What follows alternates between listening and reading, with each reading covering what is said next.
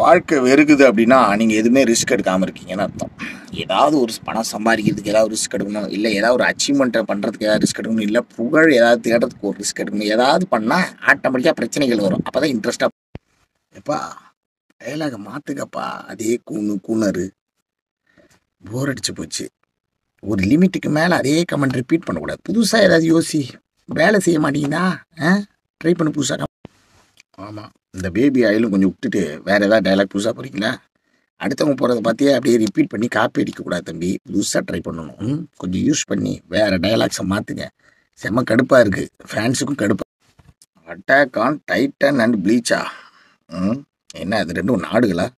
அது மேலே ஏதாவது ஒரு அட்டாக் வந்துருச்சா என்ன பாஸ்?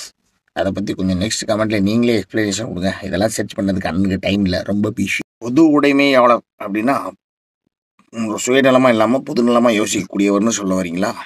நம்ம அப்படி தான் நான் இருக்கணும்னு இல்லை, எல்லாருமே அப்படி தான் இருக்கணும்னு நினைக்கிறேன். நம்மளை வரைக்கும் நம்ம பிரச்சனையை தீர்த்துக்கலாம்னு நினச்சோம்னா ஃப்யூச்சர் பாதிக்கப்படும்.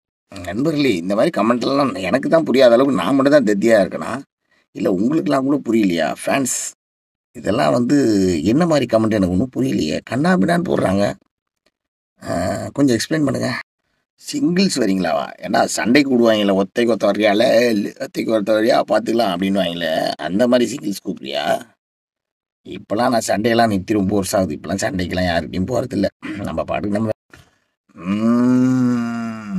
ஆகாஷ் விஷ்ணு, நீங்கள் மலையாளின்னு நினைக்கிறேன். இவர் தான் பாருங்க எஸ் அப்படின்னு ஒத்துக்கிட்டாரு. அப்போ நிற்கன்னா மலையாளம் கெட்ட வார்த்தை இல்லை, நம்மளை திட்டுற வார்த்தை. நான் முடிவுக்கு வந்துட்டேன். என்னையே ஜெயிலில் போட போகிறாங்களா பாஸ்?